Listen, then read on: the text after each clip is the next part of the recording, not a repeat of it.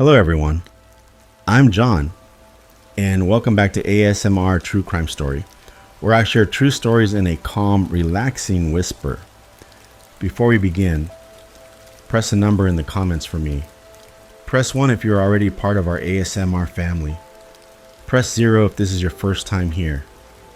And press 2 if you want another whispered true story in the next upload. If you're enjoying the calm, please like, subscribe, and tap the notification bell so you don't miss tomorrow's case. Now, get comfortable, settle in, and slow your breathing. Let's begin. It was a warm August night in 2010 when 27-year-old Gemma Hayter followed behind a small group of people she thought were her friends. She had trusted them for months. She had laughed with them, shopped for them, even stolen for them when they told her to.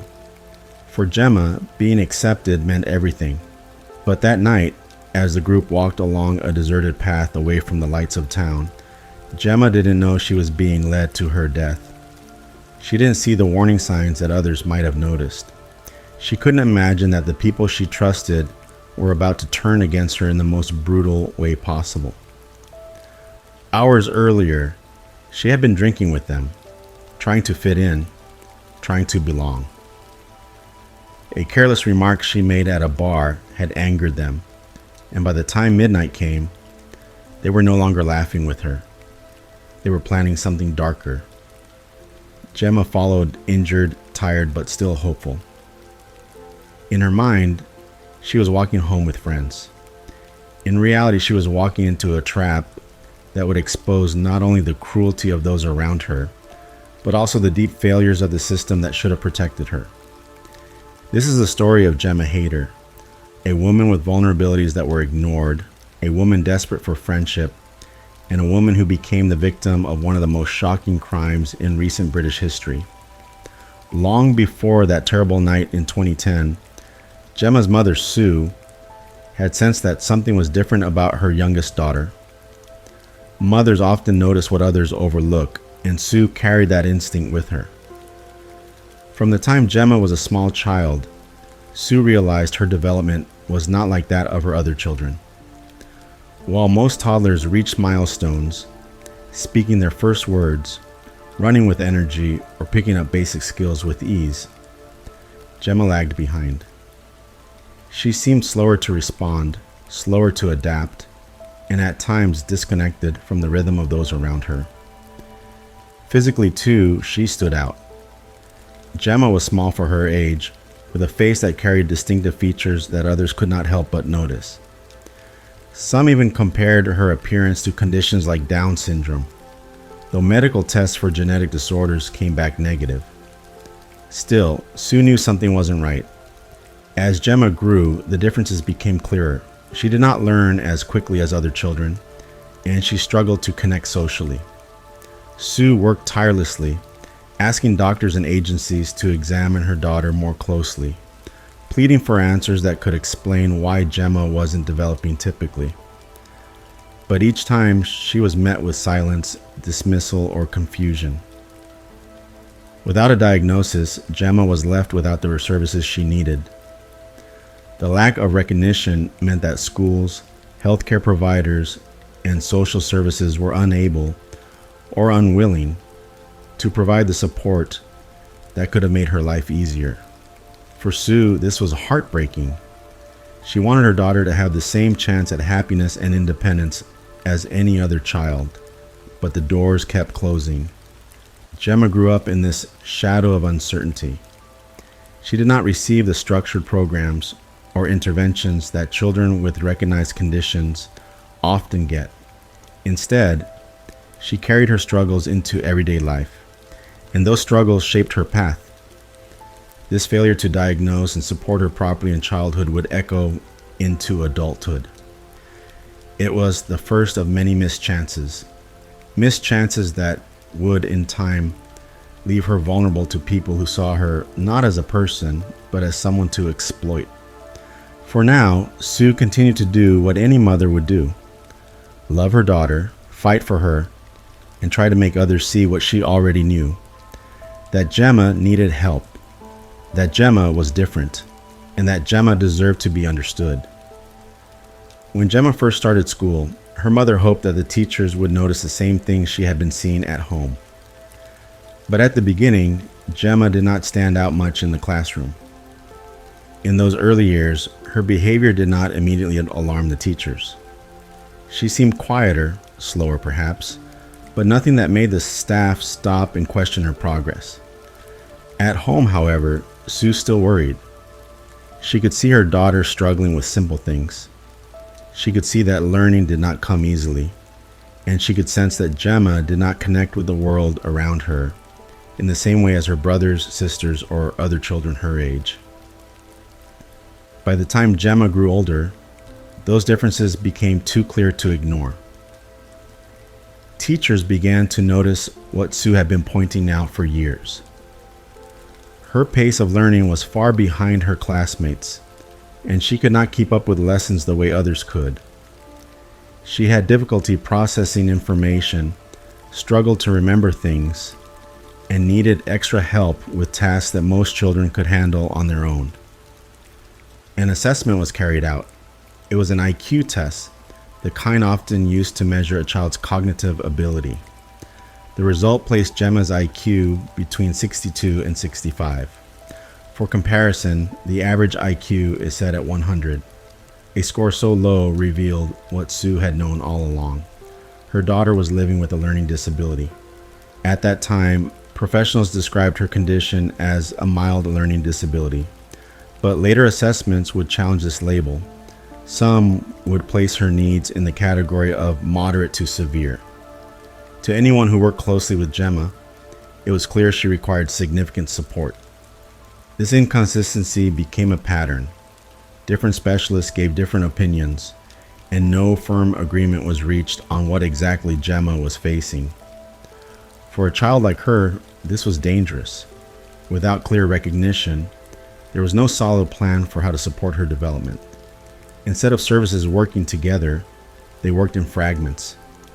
Each group saw a piece of the picture, but no one put all the pieces together.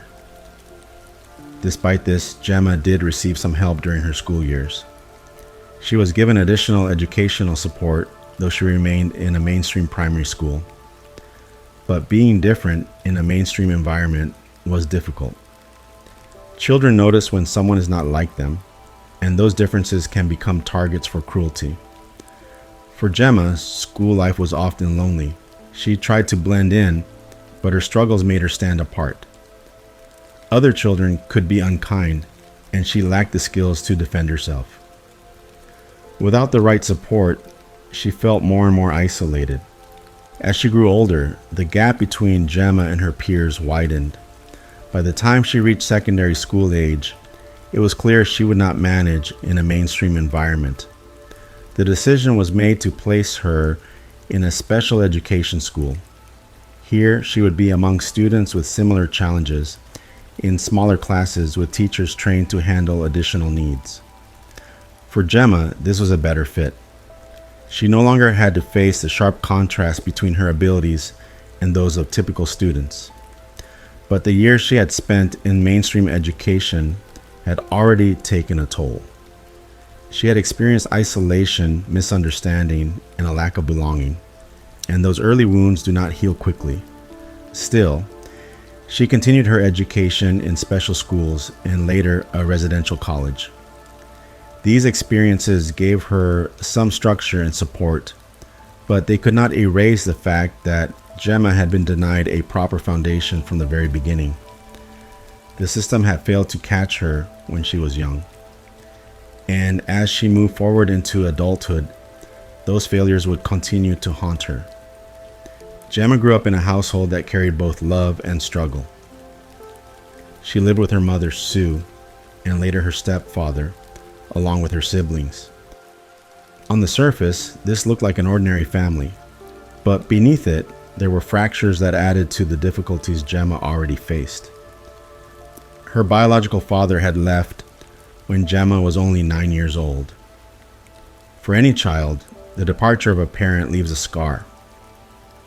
But for a child like Gemma, who already found the world confusing and difficult to navigate. The loss of her father added to her feelings of insecurity. A parent leaving often creates questions that are hard to answer. Why did he go? Was it my fault? Will he come back? Those questions can echo for years. For Sue, raising a daughter with complex needs without the support of her partner was an enormous challenge. She did her best, but she could not change the fact that Gemma needed more than one parent could provide. A stepfather eventually entered Gemma's life, and while he provided some stability, the absence of her biological father had already shaped her understanding of family and relationships. At home, Sue often expressed concern about Gemma's behavior. She saw things that others outside the family might have missed. She saw how Gemma would become frustrated, how she sometimes struggled to regulate her emotions, and how daily life could quickly turn into difficulty. What looked like simple behavior problems on the surface were, in truth, reflections of her deeper struggles. In school, those behaviors did not always appear as strongly. Teachers saw a quieter child, one who lagged behind but didn't always disrupt. This difference between home and school caused confusion. It made Sue feel as if her concerns were not being taken seriously. To her, the problems were obvious. To others, they were invisible. As Gemma grew into her teenage years, the strain became greater. Adolescence is never easy. It is a time of identity, independence, and social belonging. But for Gemma, these years highlighted her differences even more. She was not like her peers. She was behind academically, socially, and emotionally. And without proper support, those gaps grew wider. Her family noticed. Sue worried constantly, pushing again for services to recognize the seriousness of her daughter's needs. But the same pattern continued. Different professionals gave different opinions. One assessment said mild disability, another said moderate. Some even suggested there was no disability at all. The lack of clarity left Gemma and her family trapped between labels that didn't match reality. Inside the home, this meant tension. Gemma wanted independence. She wanted to be like her siblings, but she struggled with basic things they could manage with ease. She wanted to belong, but she often felt like an outsider, even within her own family. That kind of frustration can weigh heavily on a young person. For her mother, it was heartbreaking. Sue wanted nothing more than to protect her daughter. She wanted Gemma to grow up feeling safe, supported, and valued. But she also saw the cracks forming around her. Cracks in the system, cracks in the family, cracks in the very support structures meant to hold her up. Family is supposed to be the first shield against the hardships of the world, and Sue did everything she could. But she knew deep down that love alone would not be enough.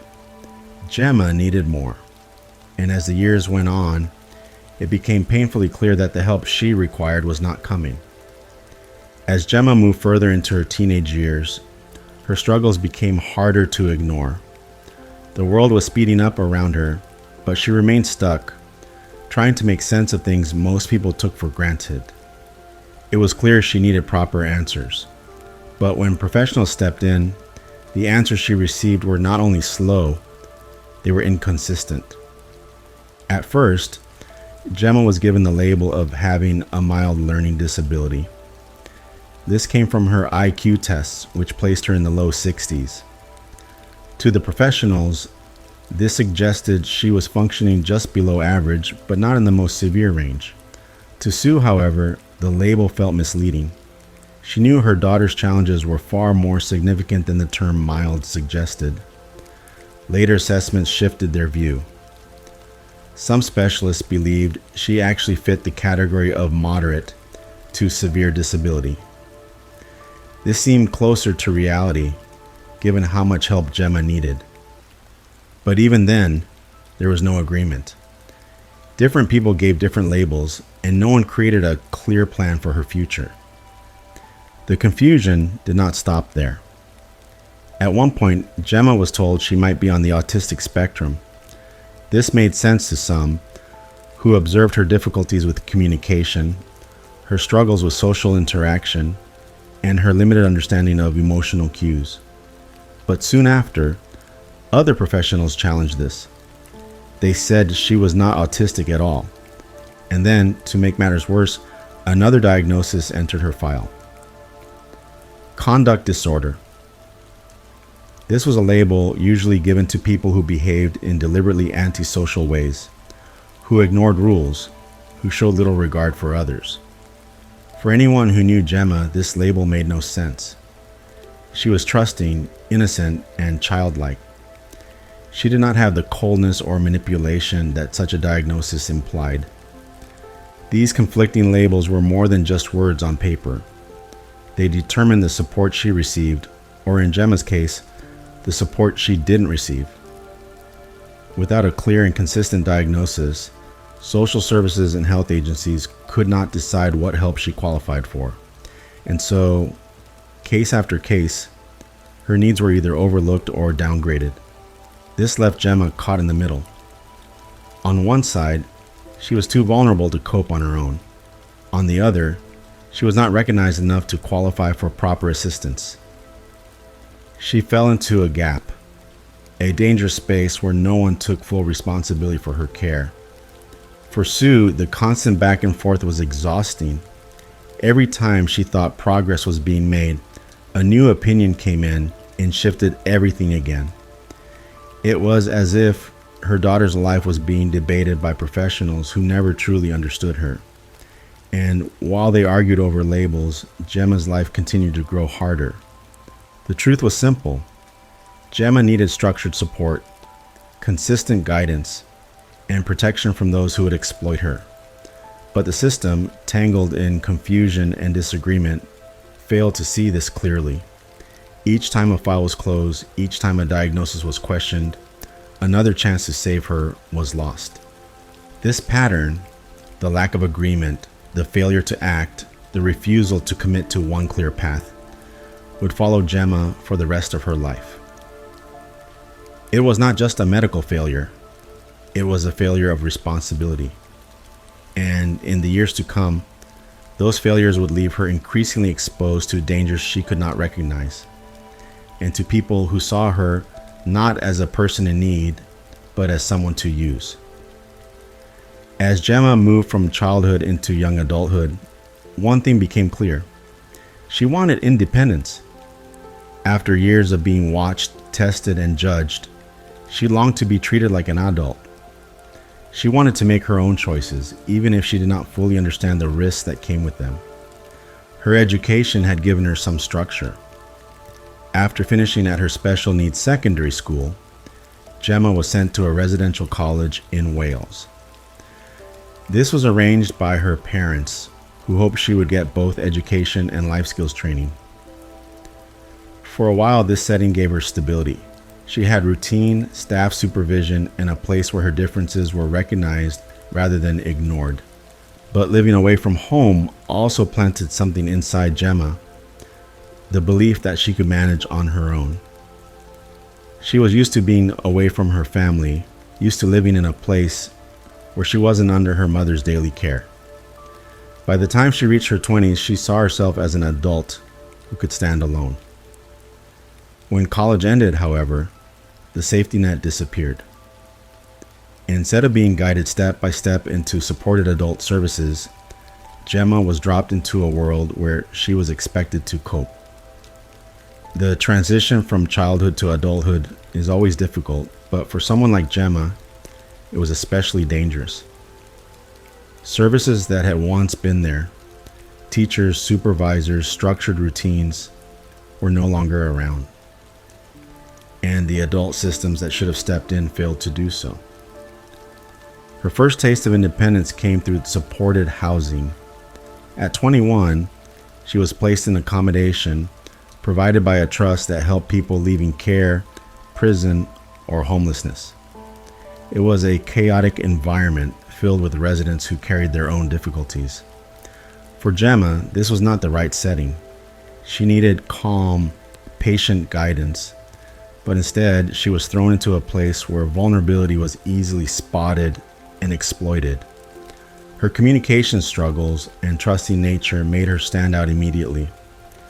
It wasn't long before people began to use her.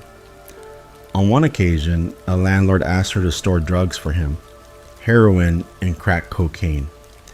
Gemma, not fully understanding the consequences, agreed. When caught, she was charged with possession. For her, this was just another attempt to please someone who seemed like a friend. But to the authorities, it became a criminal record. Once again, the system saw her behavior but failed to see the vulnerability behind it. She wasn't a dealer, she wasn't dangerous. She was being controlled and used. This pattern continued. Gemma wanted to live independently, but independence came at a cost. She couldn't manage bills, struggled with hygiene, and often fell into debt. She gave away money and possessions to people who claimed to be her friends. When she resisted services, it was seen as defiance rather than confusion. Her wish to be treated like an adult was mistaken as proof that she didn't need help. But the truth was the opposite. She needed help more than ever. She needed steady support with money management, healthcare, and daily routines. Instead, she was given minimal oversight, just enough to keep her house, but never enough to protect her from exploitation. And Gemma's vulnerabilities were obvious to anyone who looked closely. Neighbors would later recall how she picked cigarette ends off the ground to re-roll and smoke, or how her flat smelled so bad that the odor spread across the building. They saw men coming and going at odd hours, using her for money, for favors, or worse. They saw her loneliness, her desperation to belong. But Gemma didn't see the danger. She believed that having people around her, even those who hurt her, was better than being alone. That deep longing for friendship, for connection, overpowered every instinct for self-protection. And those who surrounded her knew it. They knew she would never say no, never tell, never walk away. Independence was what Gemma had wanted, but without real support, independence became isolation, and isolation became the door through which predators walked freely into her life. As Gemma moved deeper into adult life, her vulnerabilities became harder to hide. She wanted to be seen as independent, but to those who watched her closely, it was clear she was struggling in ways that put her in constant danger.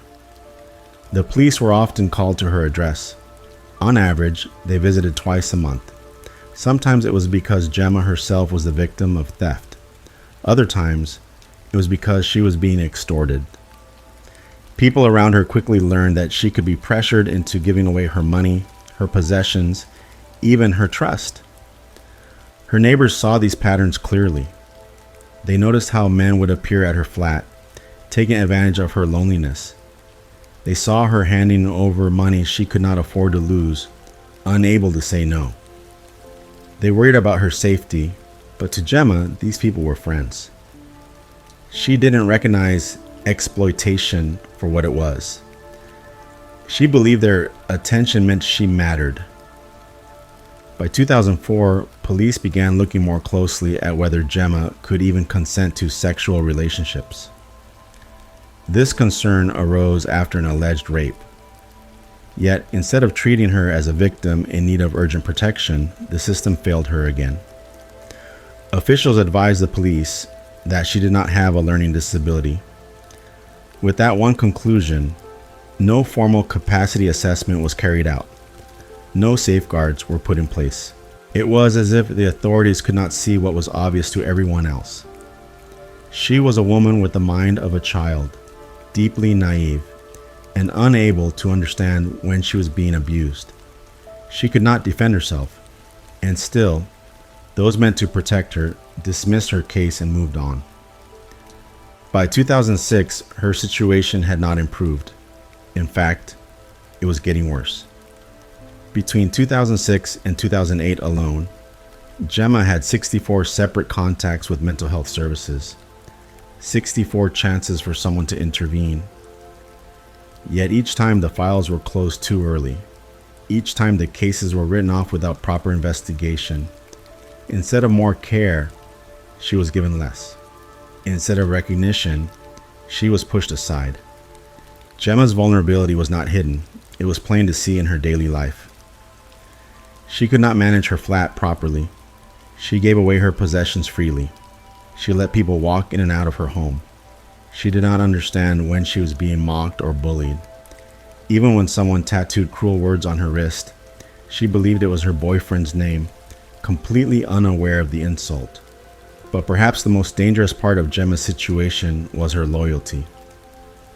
Once she trusted someone, she never doubted them.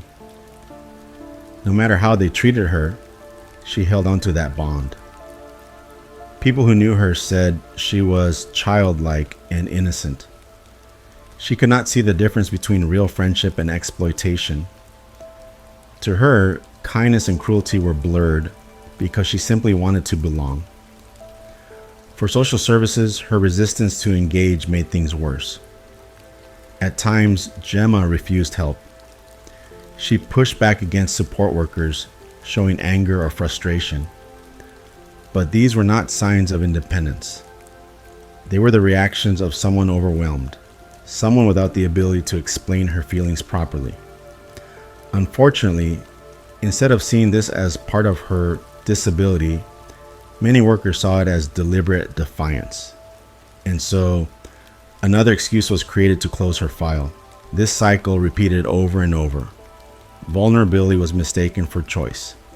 Exploitation was mistaken for consent. Defiance was mistaken for independence.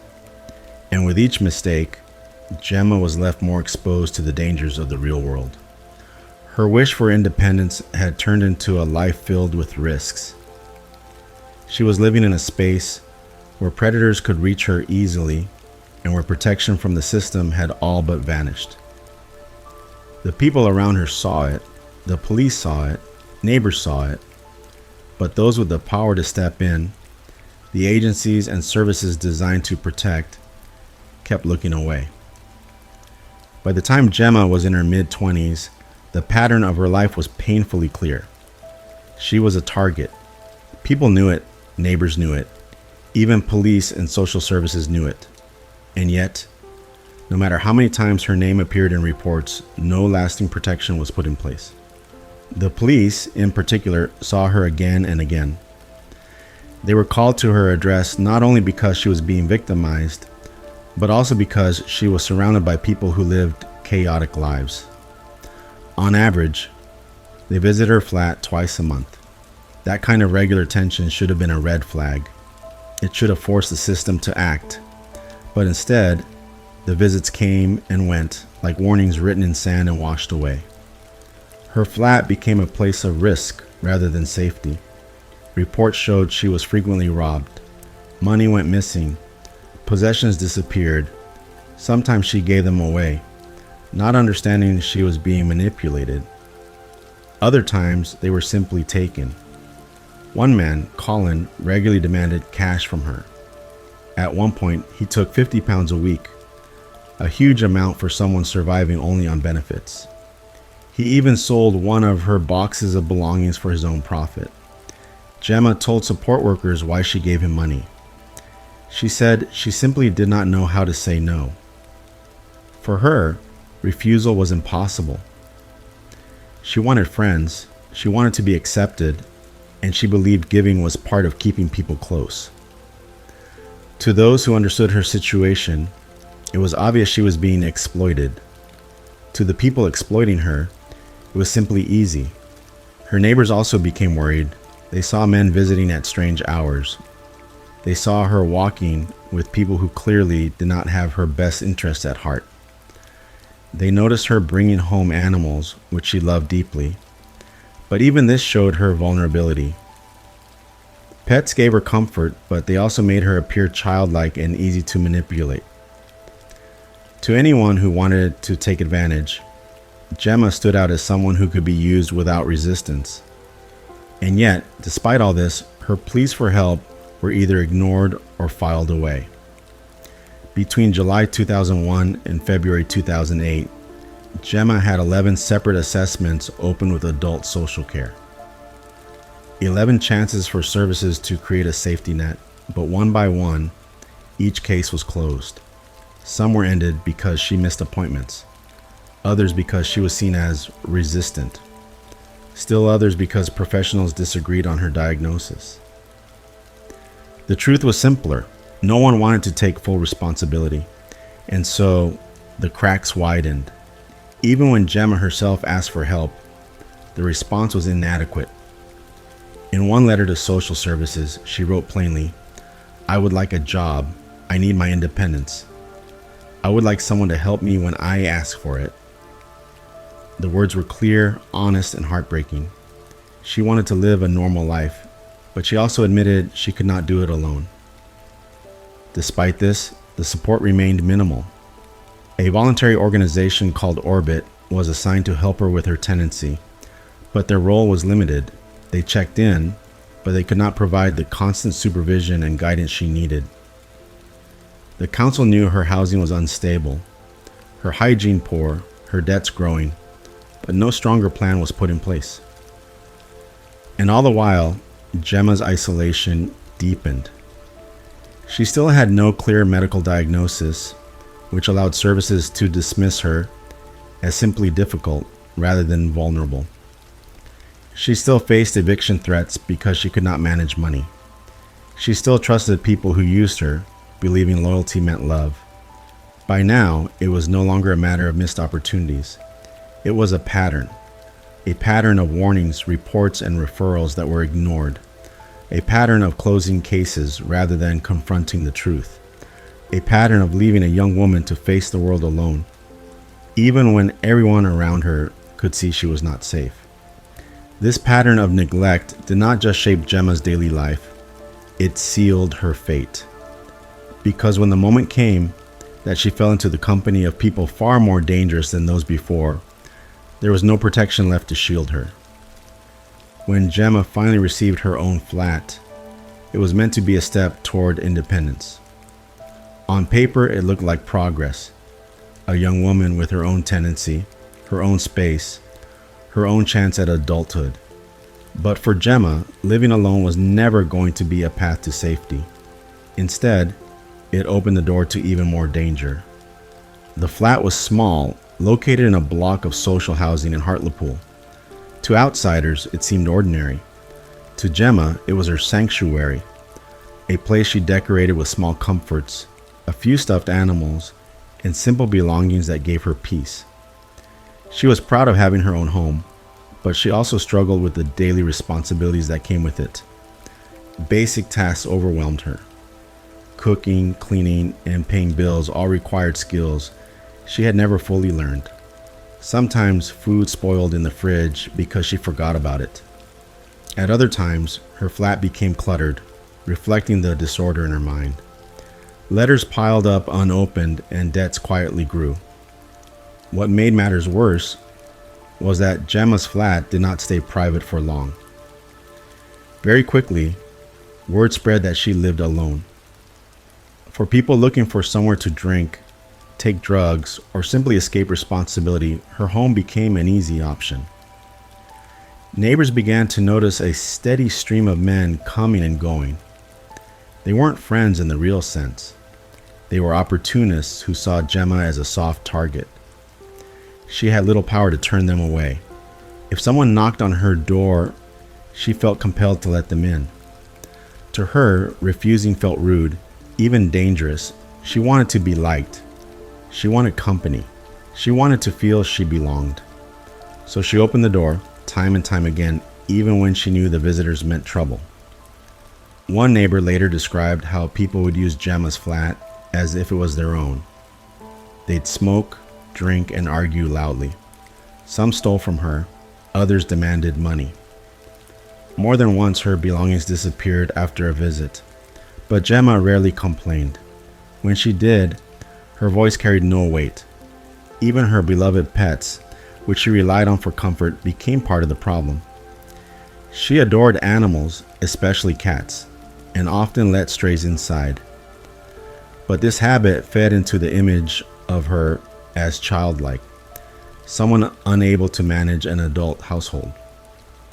Authorities saw her pets not as emotional lifelines, but as signs she couldn't control her environment. Despite these problems, Gemma wanted to do better. She longed for independence. She wrote to services asking for support, admitting she needed help with daily life. But again, responses were limited and most of the burden was placed back on her shoulders. Social workers came and went, each one noting the same concerns. Her finances were unstable, her mental health fragile, her home often chaotic. Yet, instead of creating long-term plans, cases were closed after brief contact. Professionals described her as resistant to help, when, in reality, she simply couldn't process or follow through without guidance. For Gemma, this meant the cycle never broke. The same issues kept returning: debts, mess, loneliness, and exploitation. And each time, she was left more vulnerable than before. By the mid-2000s, Gemma was living in near constant risk. She had a roof over her head, but no true safety. She had neighbors who worried, but no system that listened. She had the desire to grow, but not the tools. And in that fragile state, the stage was set for her to meet new people. People far worse than those who had taken advantage of her before. People who saw her not just as someone they could use, but as someone they could destroy. By the time Gemma settled into her small flat, loneliness had begun to eat away at her. She longed for real company, for friendship that went deeper than the neighbors who nodded politely, or the people who came to use her home like a drinking den. So when she met new people who showed her even a hint of attention, she welcomed them quickly into her life. These were not true friends. They were strangers from the local area, people with troubled lives of their own, people who saw in Gemma someone easy to control. Some were young men who drifted around Hartlepool, drinking and smoking, looking for ways to pass time. Others were women who seemed friendly at first, but later mocked her behind her back. Gemma's trusting nature made her an easy target. She had been taught to be polite, to say yes, to not cause trouble. So when these new people knocked on her door or invited her out, she went along without much hesitation. For her, the chance of belonging was more powerful than the fear of being used. One by one, they entered her world. They drank her tea, ate her food, and left their mess behind. Some pressured her to give them money, and when she refused, they laughed or shouted until she gave in. They borrowed things and never returned them. They teased her, calling her names, pushing her buttons until she grew upset. To them, this was entertainment. To Gemma, it was confusing and hurtful, but she rarely showed anger. Instead, she often apologized, as if she were the one who had done something wrong. Among these so-called friends were people who would soon shape the darkest chapters of her life. They pretended to accept her, but what they were really doing was circling her, slowly drawing her deeper into danger. Gemma, however, didn't see it that way. For once, she felt included. She had people to sit with, people to talk to, people who called her name when she walked outside. Even if they laughed at her, even if they used her, she still clung to the idea that she was no longer invisible. Neighbors began to notice. Some reported that her flat, once a quiet place, was now busy with loud arguments and constant visitors. They saw Gemma trailing behind groups of people who didn't seem to care for her. She was often left outside pubs or on street corners, waiting for someone to acknowledge her. But Gemma believed she had finally found her circle. She wanted to prove she was grown up, that she could make her own choices, that she didn't need her family or social workers to tell her what to do. In reality, the people around her weren't guiding her into independence. They were pulling her into chaos. One night at a local pub, things became clearer.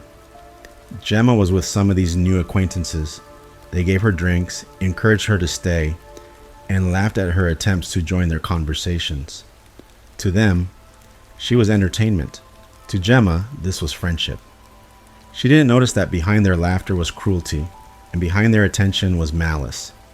This group of new friends was dangerous, and though Gemma could not see it yet, they were leading her step by step toward something tragic. It was a Friday evening when Gemma followed her new group of acquaintances into a crowded local bar. The kind of place where the lights were dim, the music loud, and laughter carried across every corner. For most people, it was a normal night out. For Gemma, this was something rare, a chance to feel like she belonged, like she was part of the excitement instead of watching it from the outside. The group moved together, but Gemma was never truly included. They ordered drinks, joked among themselves, and treated her as if she were a child tagging along.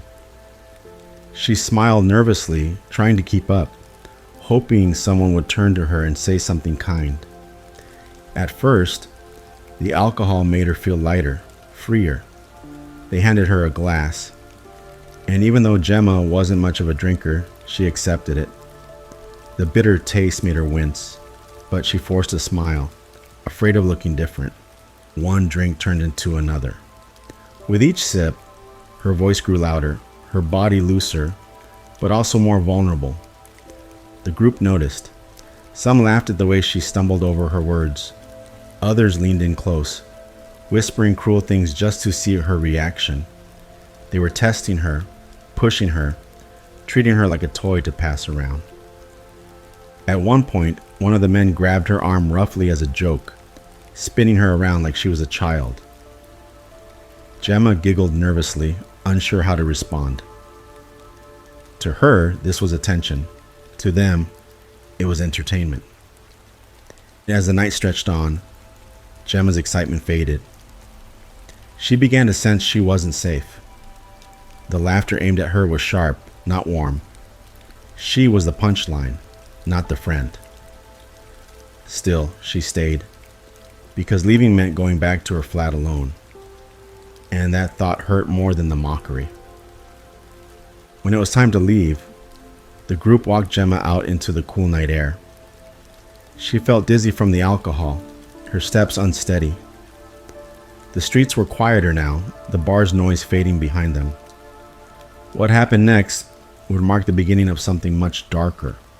Instead of walking her home, instead of making sure she was safe, the group led her away, further into the shadows, into a place where their cruelty would no longer be hidden by crowds and music. Gemma, trusting as always, followed them. She thought they were still her friends, but in truth, this was the moment she was being led into danger.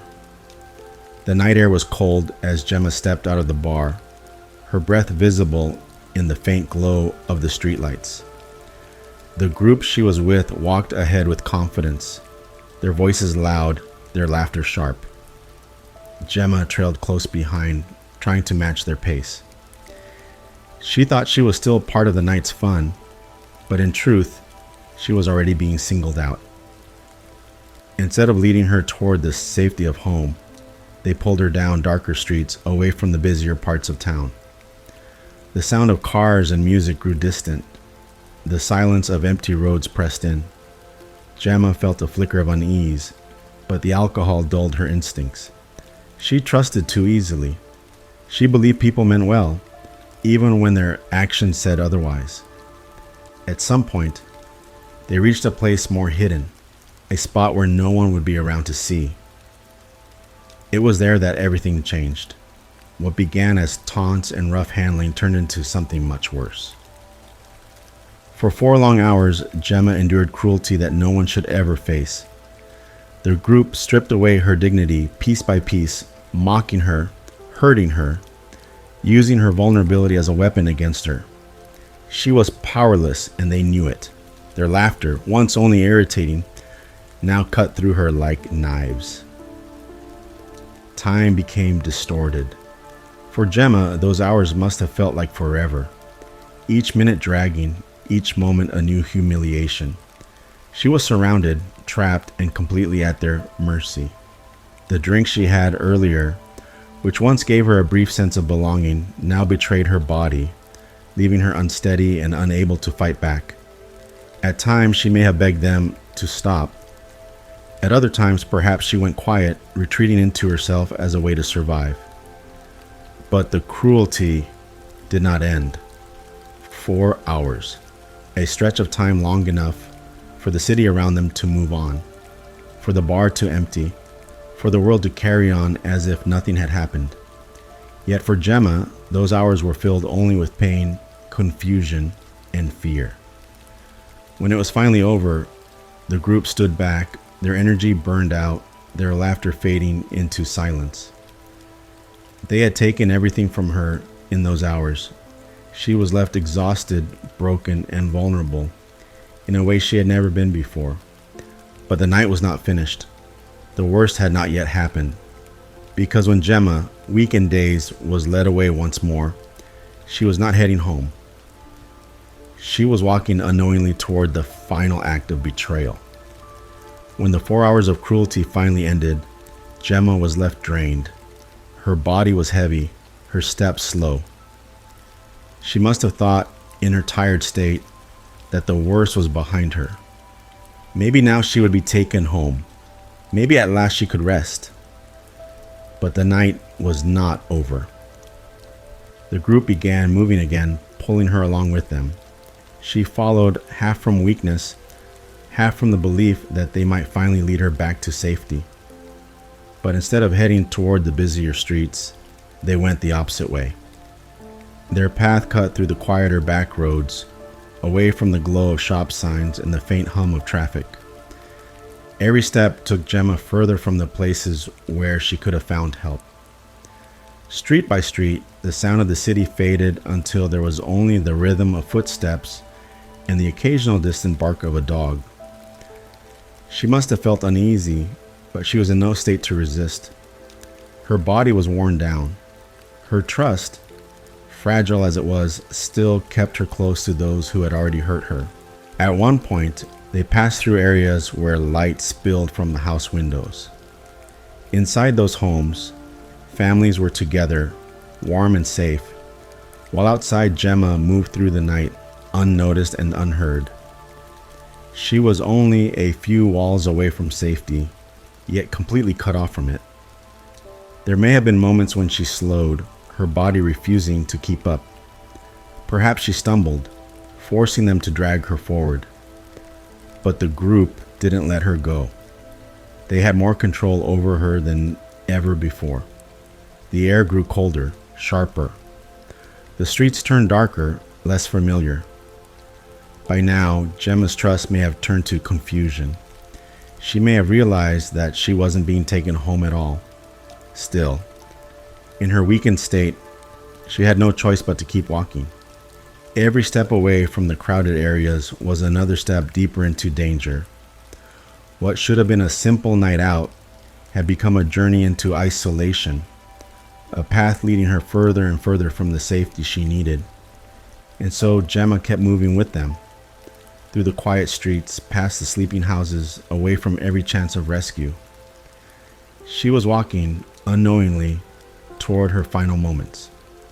The walk through the dark, empty streets finally ended at a small, isolated spot.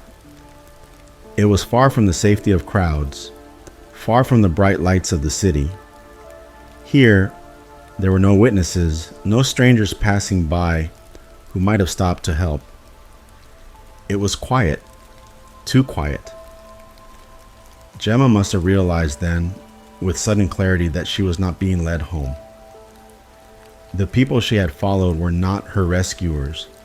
They were her captors. In that silence, any hope she had left likely began to fade. She had been attacked for hours already, her strength stripped from her, her body bruised and exhausted. There was no chance to run, no voice strong enough to scream. And in that lonely corner of the city, the cruelty reached its darkest point. What happened next was fast, brutal, and final. The group turned on her with one purpose. They didn't leave her with a chance to escape. They didn't allow her a moment of mercy. In those last minutes, the violence that began in the bar and stretched through the night came to its conclusion. Gemma was killed. The details of those moments are too grim, too heavy to repeat in full. But what is known is this. When they left her there, Gemma lay lifeless. A young woman whose night had started with laughter and friendship was now gone. Her story cut short in the most vicious way. Afterward, the group walked away. They left her behind in that dark, hidden spot, as though she were nothing. To them, it was the end of the night, but for Gemma, it was the end of everything. The city slept on, unaware. Families rested in their homes. Cars rolled quietly through distant roads. Life continued, while one life had been brutally taken. Gemma's absence would soon be noticed. Her loved ones would wait for her return and feel the sharp sting of worry when she did not appear. The world had shifted in those few minutes, though no one yet knew it. That lonely place had become the scene of her final breath. The place where trust turned to betrayal, where cruelty triumphed over innocence. And with her death, a new story began. The search for justice. Morning came. The city that had been silent through the night slowly woke up. Shops opened, buses rolled out, and people went on with their daily lives. But in one corner of the city, tragedy had already taken place. Gemma's body was found. The discovery shook everyone who saw it. There she was, young, full of life just hours earlier, now lying still, robbed of her future. The scene spoke of violence, of cruelty, of an innocence destroyed in the darkest way. News of her death spread quickly. Her family, waiting for her return, were struck with disbelief. What was supposed to be an ordinary night out had turned into the worst nightmare imaginable.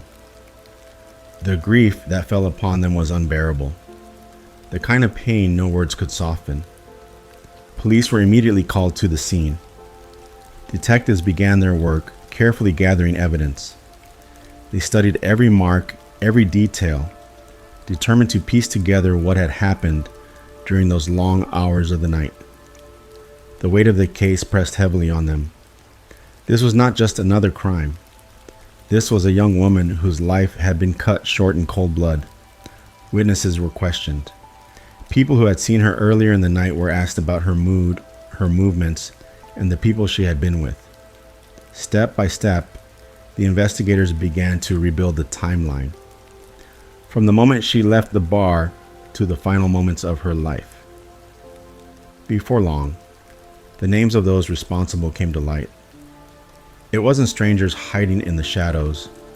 It was people known in the community, people who had smiled and blended in with others, but carried a dark and violent side. The shock of this truth spread quickly. The suspects were arrested. Each of them faced questioning, but their stories were filled with lies, blame shifting, and denial. None wanted to accept responsibility, yet the evidence told its own story. Forensic proof, witness statements, and timelines closed in on them. When the case finally went to court, the details were laid bare before the public. The prosecution spoke of cruelty, of a night filled with violence and fear, ending in the murder of a young woman who trusted the wrong people. The defense tried to soften their clients' roles, but the facts were too heavy, too clear. Family members sat in the courtroom, forced to relive Gemma's final hours through evidence and testimony. Every detail cut into them, but they stayed, because justice for her mattered more than their own pain. The trial was long, but in the end, the truth could not be hidden. The killers were found guilty. Sentences were handed down, ensuring they would spend many years behind bars. But even as the gavel fell, one truth remained: no amount of punishment could bring Gemma back. Her family left the courtroom with justice, yes, but also with emptiness. The questions remained. Why did this happen? How could anyone be so cruel? And what could have been done to save her? The city also carried those questions. People spoke of her name, of how her life ended too soon, of how trust was broken in such a brutal way. For many, her story became a warning, a reminder of how quickly safety can vanish and how evil can hide in plain sight. Yet, beyond the fear and sadness, Gemma's memory lived on. She was not just the victim of a crime. She was a daughter, a friend, a young woman with dreams. And even though her life was stolen, her story forced people to face uncomfortable truths about violence, about justice, and about the value of protecting one another. Justice was served, but the pain remained. The case closed in the eyes of the law, but in the hearts of her loved ones, it would never be closed. And so, Gemma's story lives on, not only as a tale of tragedy, but as a call never to forget, never to ignore, and never to take lightly the fragile thread of life. Before we close tonight, let me say this. I spend hours carefully piecing these stories together so you can listen in peace, fall asleep to the truth, and never feel alone with your thoughts. If you've made it this far, it means the story touched you in some way. But here's the truth. Most people will listen, enjoy, and move on, and never support the very channel that gave them those hours of calm. Don't be that person. If you don't subscribe, the stories that keep you company at night may one day disappear. So do the right thing. Subscribe now, leave a comment, and help keep this channel alive. It costs you nothing, but it means everything for me to keep bringing you these stories night after night. Now that the story has come to an end, you can simply let go. Don't click away.